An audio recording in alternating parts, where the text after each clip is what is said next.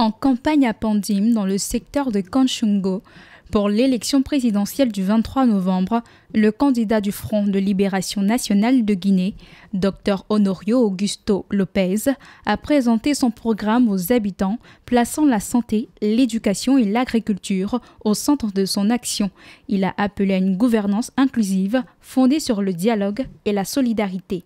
Issu du parti Flink, un des partis historiques, ce parti qui n'a acquis dans les statuts des partis politiques après avoir remporté lors des élections passées une place de député aux élections législatives, doit continuer à pérenniser son existence et sa renaissance par la présence d'un jeune candidat bardé de diplômes et haut fonctionnaire à l'élection présidentielle et qui met en avant des sujets, l'éducation, la santé, l'agriculture. Âgé de 47 ans, Dr Honorio Lopez, économiste universitaire, veut incarner une nouvelle génération de dirigeants intègres et proches des populations. Fonctionnaire à la Cour des comptes depuis 2017, il plaide pour une gestion rigoureuse et transparente des ressources publiques afin de restaurer la confiance entre l'État et les citoyens.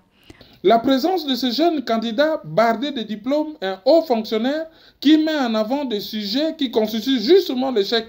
du président sortant Mbalo, c'est-à-dire l'éducation, la santé, l'agriculture, peut constituer un grand moment politique où ce parti, qui a toujours été une espèce d'alternative, va renaître de ses cendres pour non seulement valider l'élection présidentielle, mais donner la possibilité au peuple guinéen d'avoir du choix. Pour Honorio Lopez, les secteurs de la santé, l'éducation et l'agriculture demeurent encore des secteurs sous-exploités, bien qu'ils représentent 8%, 12% et 20% du PIB de la Guinée-Bissau en 2024. Il promet de renforcer les hôpitaux, former davantage d'enseignants et soutenir les petits producteurs pour stimuler un développement durable et réduire la dépendance alimentaire.